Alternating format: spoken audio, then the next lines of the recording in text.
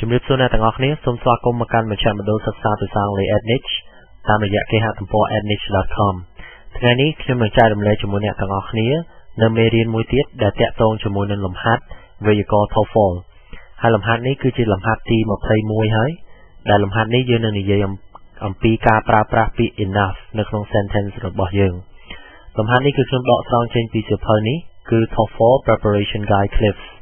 បើសិនជាអ្នកទាំងអស់គ្នាចង់ទទួលបានលំហាត់ទាំងអស់ហ្នឹងអ្នកទាំងអស់គ្នាអាចអញ្ជើញទៅជាវសៀវភៅនឹងបានហើយយើងមកសិក្សាជាមួយគ្នា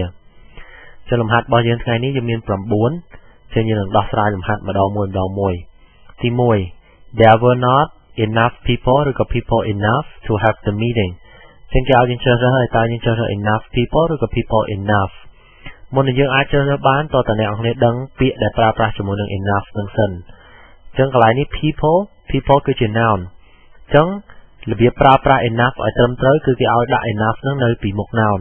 ចឹងហើយបានកន្លែងនេះជំរើសទី1គឺជាជំរើសត្រឹមត្រូវបើសិនជាអ្នកគ្នាដាក់ people enough ខុសហើយដោយសារ people នេះគឺជា noun ចឹង enough ត្រូវចូលនៅពីមុខវាទី2 Alan has learned enough French ឬក៏ French enough to study in France next year ចឹងចម្លើយរបស់យើងគឺ enough French ដោយសារ French គឺជា noun ដូចគ្នាចឹង noun enough ត្រូវចូលនៅពីមុខ noun ទី3 Do you have enough time ឬក៏ time enough to talk now បើសិនអ្នកគ្នាយល់ពីទី1ទី2ហើយ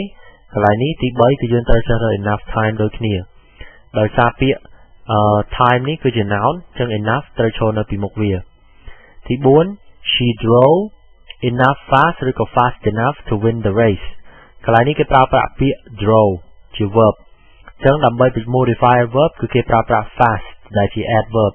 ចឹងពេលដែល fast ជា adverb អញ្ចឹងតាម rule របស់គេគឺគេឲ្យប្រើប្រាស់ enough នៅពីក្រោយ adverb វិញមិនមែននៅពីមុខដោយពេលដែលយើងប្រើប្រាស់ enough ជាមួយនឹង noun នោះទេចឹងកន្លែងនេះចម្លើយដែលត្រឹមត្រូវគឺ fast enough ទី5 Mike will graduate from law school enough soon ឬក៏ soon enough to join his father's firm ចឹង soon នេះជាអីគេ soon នេះគឺជា adverb ដូចគ្នាចឹងកន្លែងនេះវាដូចករណីទី4 fast enough ចឹងគឺយើងត្រូវជ្រើសរើស soon enough សម្រាប់ករណីទី6នេះវិញ We arrived enough early ឬក៏ early enough to have some coffee before class began early គឺជា adverb ចឹងកន្លែងនេះចម្លើយដែលត្រឹមត្រូវគឺ early enough សម្រាប់ករណីទី7នេះវិញ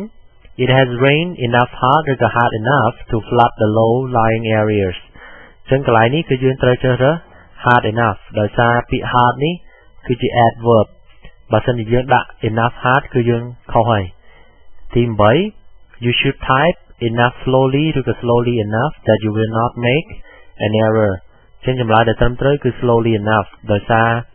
slowly គឺជា adverb ហើយក្នុងករណីពាក្យច្រើន adverb គឺបញ្ចប់ដោយ ly ចឹងអ្នកទាំងអស់គ្នាអាចចំណាំអានឹងបានវាបញ្ចប់ដោយ ly ហើយនៅពីមុខវានេះវាគឺជា adjectiveតែនៅក្នុងករណីនេះចឹង slow ជា adjective ថែម ly វាទៅជា adverb វិញម្ដងប៉ុន្តែ early កន្លែងនេះមិនមែនមកពីពាក្យណាថែម ly នោះទេគឺ early គឺជាពាក្យ early តែម្ដងទី9 He has just enough flour ឬក៏ flour enough to bake that loaf of bread ចឹងពាក្យ flour នេះវាគឺជា noun អញ្ចឹង noun ដោយករណីទី1ទី2ទី3គឺយើងត្រូវប្រើប្រាស់ enough នៅពីមុខ noun ចឹងកន្លែងនេះយើងត្រូវដាក់ enough flour តែប៉ុតករណីមេរៀន enough នឹងស្រួលទេបើសិនជាវាជា noun អ្នកនឹងដាក់ enough នឹងនៅពីមុខ noun ប៉ុន្តែបើសិនជាវាជា adjective ឬក៏វាជា adverb អ្នកទាំងអស់គ្នាត្រូវដាក់ enough នឹងនៅពីក្រោយវិញជាចុងបញ្ចប់នេះខ្ញុំសូមថ្លែងអំណរគុណដល់មជ្ឈមណ្ឌលសិក្សាភាសាអង់គ្លេស Ednich ដែលបានឧបត្ថម្ភដល់ការផលិតវីដេអូទាំងអស់នេះបើសិនជាអ្នកទាំងអស់គ្នាចង់ទទួលបានវីដេអូទាំងអស់ដែលមជ្ឈមណ្ឌលសិក្សាភាសាអង់គ្លេស Ednich បានផលិតទាក់ទងអំពីការសិក្សាភាសាអង់គ្លេសអ្នកទាំងអស់គ្នាអាចអញ្ជើញចូលទៅគេហទំព័រ www.ednich.com បើសិនជាអ្នកទាំងអស់គ្នាមានចម្ងល់ទាក់ទងអំពីការសិក្សាភាសាអង់គ្លេសអ្នកទាំងអស់គ្នាអាចផ្ញើមកកាន់ email address service@ednich.com ខ្ញុំបាទទេពលីវីណាជាគ្រូបង្រៀនម្នាក់នៅមជ្ឈមណ្ឌលសិក្សាភាសាអង់គ្លេស Ednich និងគ្រូបង្រៀនដទៃទៀតនឹងរងចាំស្វាគមន៍អ្នកទាំងអស់គ្នាសូមអរគុណ